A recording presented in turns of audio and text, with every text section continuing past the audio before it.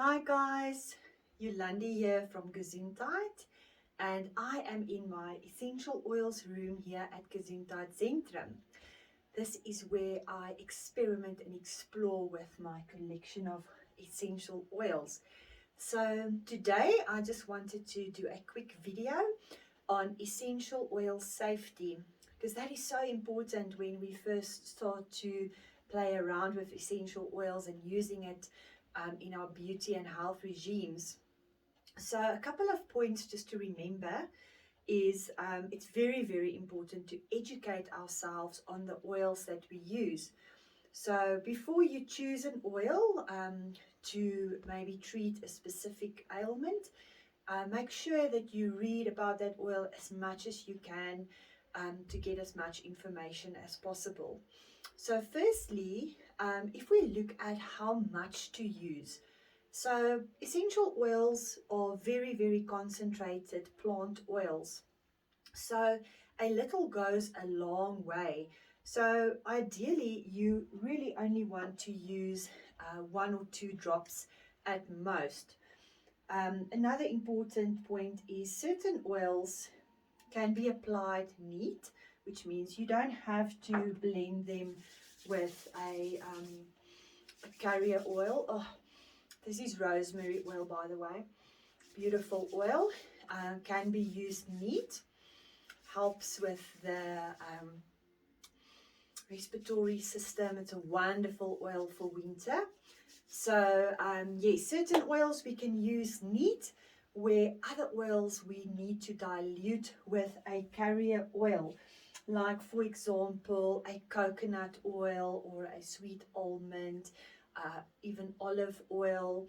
So very important to make sure that the oils that you are using, that you are using the correct dilution. So secondly, we want to talk about sensitive individuals. Okay, so here at Gesundheit, I have 7 cats.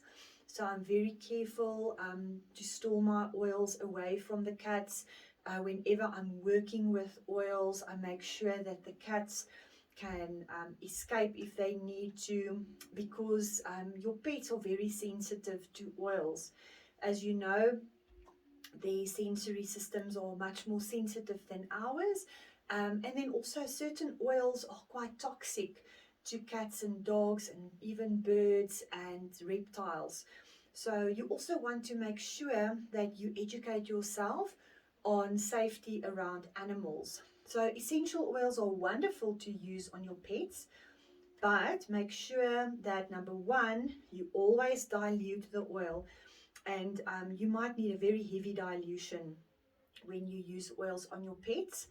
And then also be sure to not use any oils that might be toxic to them. The same when it comes to babies and small children. There are certain oils that we do not want to use in children younger than 6 years. So always make sure that you know your oils. Again, with babies and children, always very heavy dilution. So when I say heavy dilution, I mean you would use a tablespoon of carrier oil with perhaps 1 or 2 drops of the essential oil before you apply that to your baby or your small child. And then again, making sure that you are not using any oils that might be a bit too strong. So next we talk about photosensitivity. Certain oils, especially your citrus oils, may cause photosensitivity. And what this means is when you take that oil and you apply it to the skin, then your skin would be photosensitive. In other words, sensitive to sunlight for up to 72 hours after you've applied the oil. So be sure to know which oils are photosensitive or cause photosensitivity, and be sure to, if you do use those oils, do not have any direct sun exposure for at least 72 hours after that application. Then I would like to quickly talk about pregnancy and nursing. Pregnant and nursing moms, again, essential oils is such a wonderful tool. However, we do have to be careful Here again, we don't want to use any oils that might induce labor, for example. So we also want to make sure we educate ourselves. So when I say let's educate ourselves, I don't have to do that right now. Do plan on making many, many videos on this subject. However, there's always resources available online. Go to your nearest bookstore. There you are sure to find books on essential oils, and they would always have a chapter on safety. Right, so let's think what else. Yes, a little bit of first aid perhaps. Let's say, for example, okay, let's talk about sensitive areas. Yes, so certain areas of the body are very sensitive. For example, the eyes, the ears, the nose, and of course the genital area. So we want to always be cautious, never to put oils in the eye, in the nose, in the ears, or directly on the genital area. And let's say, for example, it should happen, it has happened to me before, where I maybe used a oil in the bathtub. I once had this situation where I added tangerine oil to my bath water, and actually got quite a nasty burn on my back.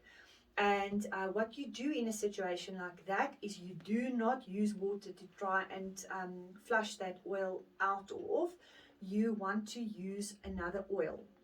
So what you would do is you get your sunflower oil, or your coconut oil, or your olive oil, or a carrier oil, and you then apply that to the area that you are experiencing the discomfort, and that will dilute the effect of that essential oil. Right, so having spoken about the bathtub, my incident in the bathtub, of course, oil and water does not mix. So what that means is when you add an oil to bath water, for example, like I did, the water will drive that oil into the skin. So when you are using an oil that is very strong or that has potential to cause irritation, then the water will enhance that effect.